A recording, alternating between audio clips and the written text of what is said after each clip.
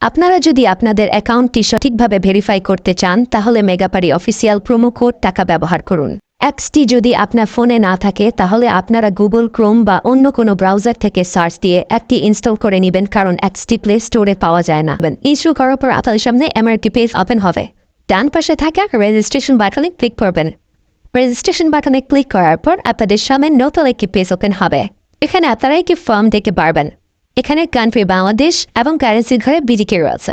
এখানে আপনারা একটি ইমেল অ্যাড্রেস দিয়ে দেবেন এবং নিচে পাসওয়ার্ড দিতে হবে। পাসওয়ার্ডটি দেওয়া হয়ে গেলে নিচে রিপিট পাসওয়ার্ডের জায়গায় সেম পাসওয়ার্ডকে পুনরায় দেবেন।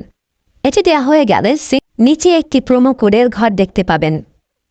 এই প্রোমো কোডের ঘরে মেগাপারির অফিসিয়াল প্রোমো কোড টাকা ইংরেজিতে ব্যবহার করবেন TAKA।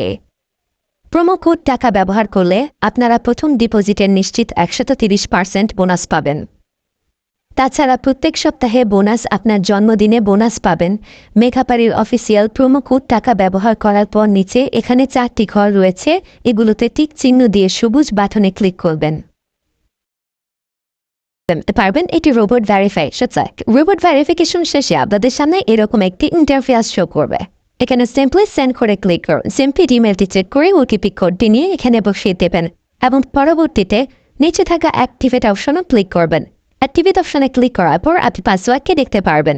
এখান থেকে একটি স্ক্রিনশট নিয়ে নেবেন এবং এখানে ক্লিক করে এদিকে কপি করে নেবেন। তার পরবর্তীতে নিচে নেক্সট ক্লিক করবেন। এখন ভেরিফাই করার জন্য সিম্পলি নিচে থাকা মেনু আইকনে ক্লিক করবেন। এখানে সবার উপরে থাকা পার্সোনাল প্রোফাইল এখানে ক্লিক করবেন। But seal in personal data এখানে ক্লিক করবেন। দেখতে পারবেন আপনাদের সামনে নতুন একটি ফর্ম এসেছে। এখানে ফার্স্ট নেমের জায়গায় আপনার নামের প্রথম অংশ, সারনেমের জায়গায় আপনার নামের শেষ অংশ দিয়ে দেবেন এবং মিডল নেমের জায়গায় আপনার নামের মধ্যে কোনো অংশ থাকলে সেটি দিয়ে দেবেন।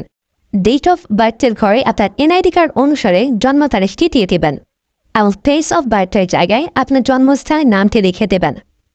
রিজিয়নের জায়গায় বাংলাদেশ দেবেন এবং সিটির ঘরে আপনি যে সিটিতে রয়েছেন সেই সিটির নামকে দিয়ে দেবেন। পরবর্তীতে ডকুমেন্ট টাইপে ক্লিক করে ন্যাশনাল ID কার্ড এটি সিলেক্ট করবেন এবং সিরিজের ঘরে 1 দেখে দেবেন। তার পরবর্তী ডকুমেন্ট নাম্বারের ঘরে আপনার NID কার্ডের সম্পূর্ণ নাম্বারটি দিয়ে দেবেন।